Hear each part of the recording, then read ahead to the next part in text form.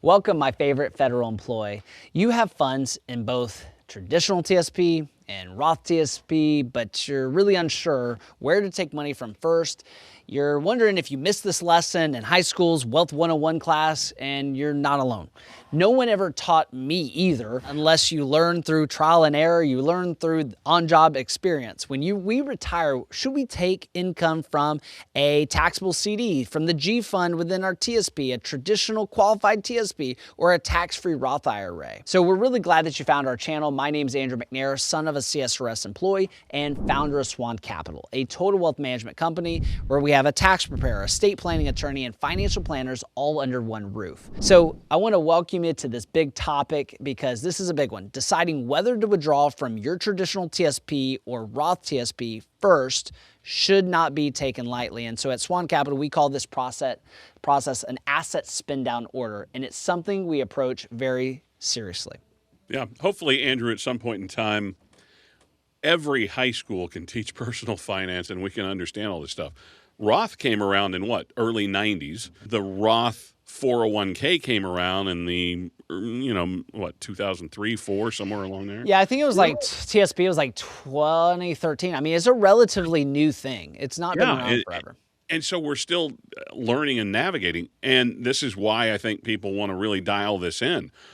So why Roth TSPs and Roth IRAs should be spent last? So can you cover that? Yes. So I have a very strong opinion that I believe Roth TSPs and Roth IRAs should be labeled in your financial plan as the last bucket. It's the last bucket that you should draw money from, and I'm going to give you a couple of reasons why. Number one is the tax-free growth potential. When we put money into a Roth IRA or Roth TSP, we're actually reserving that money for the last bucket to take from, and that is because of a spouse. If you're married and you're filing jointly and one of you were to pass away, then when that last spouse stands, they're paying as a single taxpayer, paying more taxes. So we want to reserve and actually compartmentalize the Roth to be one of our most aggressive investments. And so things like C, S, and I are the funds that should dominate within a Roth TSP.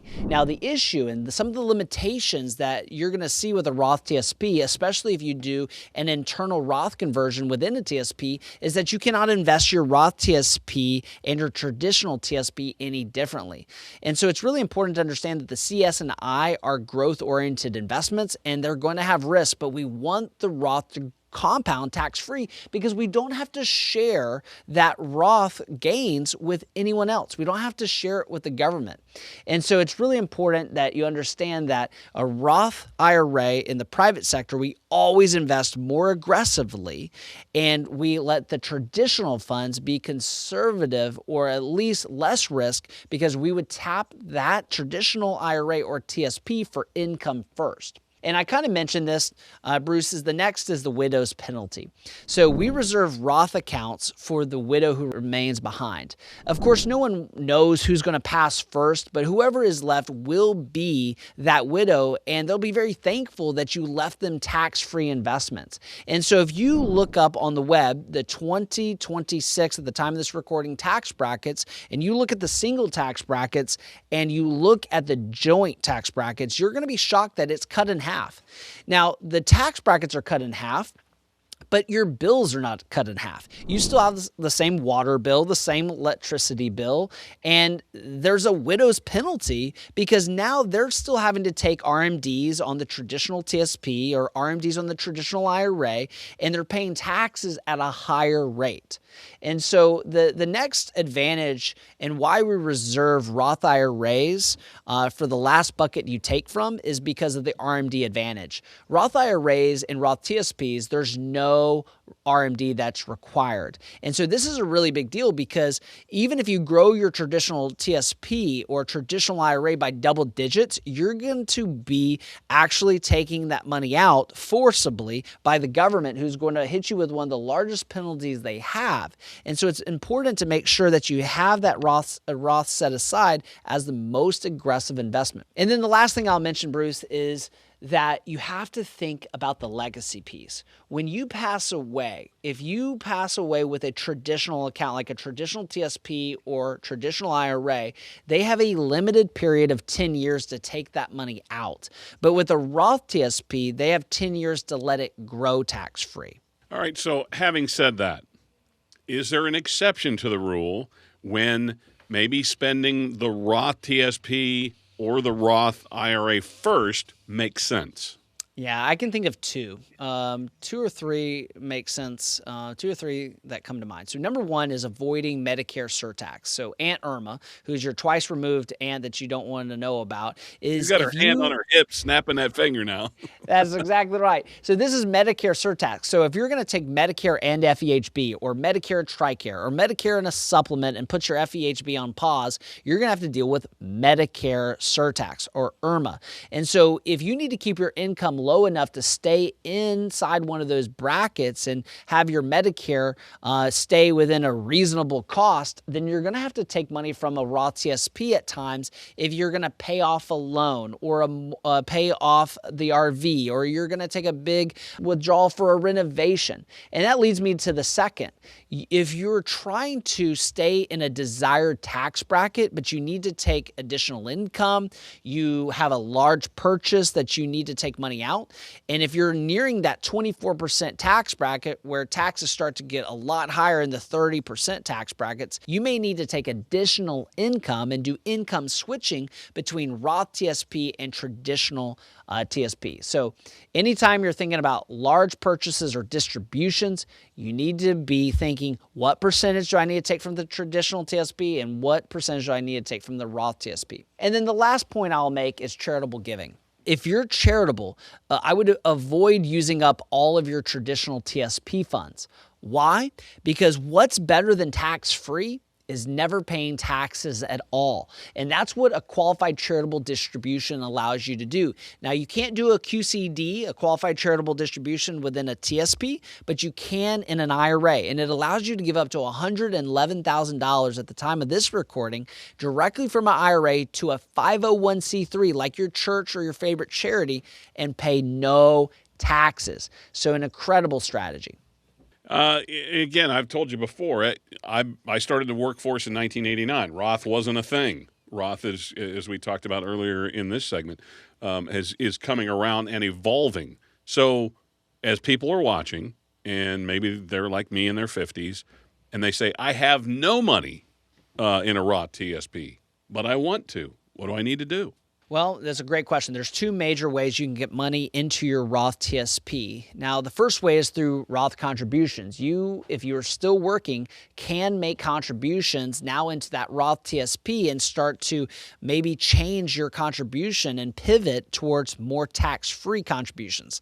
Now, be careful. This is going to affect the taxes you owe at the end of the year, so you might have to adjust your withholding on your LES or your pay stub. The second is now we can do internal TSP to Roth TSP conversions. Now, this is something you have to be very mindful of, because remember that I talked about in the private sector, we would never invest your Roth TSP like we would your traditional TSP. So in the private sector, we invest IRAs very differently than we do Roth IRAs. So yes, you can do internal TSP conversions now. You're going to be on the hold for the check that is owed to Uncle Sam for taxes. It's not going to come out of those funds, but you're going to have to be on the hook for that. You're going to have to make sure that you pay that taxes as early as possible, of course, before December 31st on the taxes that you owe. And so it's very important that you get that tax withholding correctly before you do any internal conversions. Make sure you meet with our tax preparer, meet with our financial planners, because if you overdo a great idea, it's still a bad strategy. Now, Bruce, I want to give you a quick example of how we oftentimes do this with families that are federal employees and how we can utilize private sector options to really maximize the tax strategy of a Roth conversion. So let's say that you already have money in a Roth TSP. Let's say you have $400,000 in a TSP, to keep it very simple. $200,000 in the traditional side, $200,000 in the Roth TSP. What we may recommend is a transfer to an IRA, depending on if if you're over the age of 59 and a half or separation. Once transferred, we actually will help calculate your effective tax rate, what you're really paying on this Roth conversion, versus your marginal tax bracket, which may be 24%, but your effective tax bracket may only be 23.2%. And so we'll take out the exact amount we need to. Next, we're going to forecast future income changes like Social Security or your special retirement supplement when that kicks in or falls off. And we estimate your future tax rates. And so based on this analysis, we determine how much you can convert and what makes sense to convert. And we bring in our tax preparer to make sure that we cross our T's and dot our I's. But this is the big part that many people miss. They forget where to take the taxes from. And that depends on your unique situation.